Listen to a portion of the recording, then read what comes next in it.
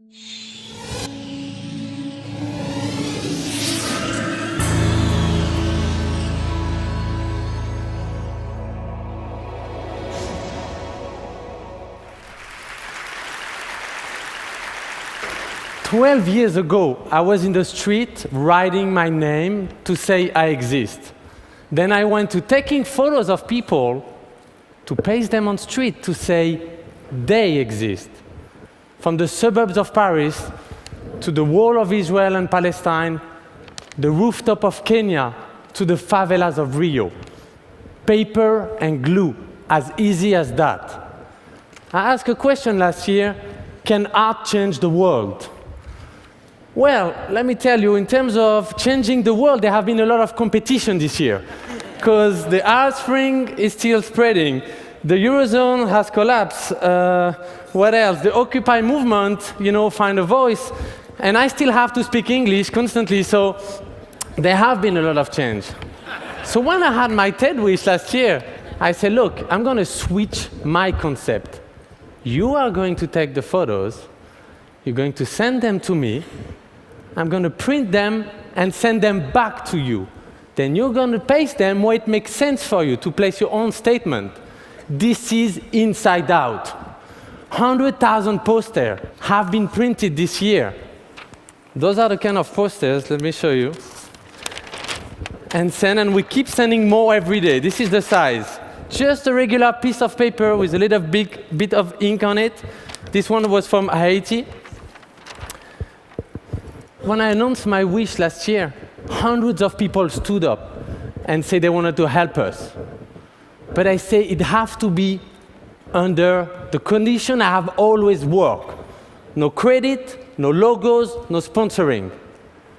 A week later, a handful of people were there, ready to rock and empower the people on the ground who wanted to change the world.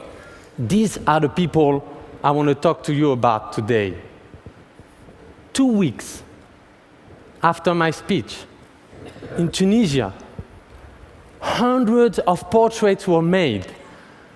And they pasted every single portrait of the dictator by their own photos. Boom! This is what happened. Slim and his friends went to the countries and pasted hundreds of photos everywhere to show the diversity in the country. They really make Inside Out their own project. Actually, that photo was pasted in a police station, and what you see on the ground are ID cards of all the photos of people being tracked by the police. Russia. Chad wanted to fight against homophobia in Russia. He went with his friend in front of every Russian embassy in Europe and stand there with their photo to say, we have rights. They used Inside Out as a platform for protest. Karachi, Pakistan. Charmin is actually here. She organized a TEDx action out there and made all the unseen faces of the city on the walls in her town. And I want to thank her today. North Dakota. Standing Rock Nation in this Turtle Island. DJ Two Beers from the Dakota Lakota tribe wanted to show that the Native Americans are still here. The 7th generation are still fighting for their rights. He pasted up portraits all over his reservation, and he's here also today. Each time I'm getting a wall in New York, I'm using his photos to continue spreading the project. Juarez. You heard the border, one of the most dangerous borders in the world. Monica have taken thousands of portraits with a group of photographers and covered the entire border. Do you know what it takes to do this? People, energy, make the glue, organize the team. It was amazing. While in Iran, at the same time, Abu Lolo, of course a nickname, has pasted one single face of a woman to show his resistance against the government. I don't have to explain you what kind of risk he took for that action. There's tons of school projects. 20% of the poster we're receiving comes from school. Education is so essential. Kids just make photos in a class, the teacher receives them, they paste them on the school, here they even got the help of the fireman. There should be even more schools doing this kind of project. Of course, we wanted to go back to Israel and Palestine. So we went there with truck. This is photo booth truck. You go on the back of that truck, take your photo, 30 seconds later, take it from the side, you're ready to rock.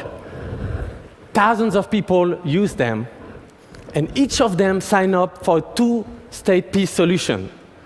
And then walk in the street. This is the march, the 450,000 march.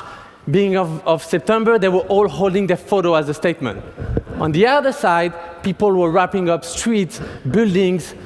It's everywhere. Come on, don't tell me that people are not ready for peace out there.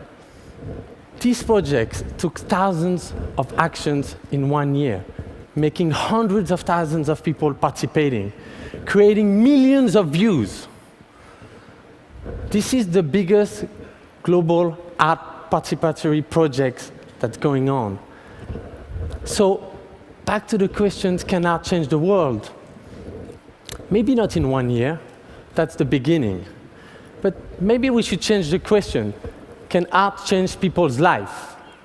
From what I've seen this year, yes. And you know what? It's just the beginning. Let's turn the world inside out together. Thank you.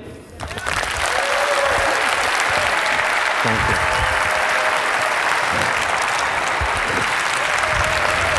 Thank you.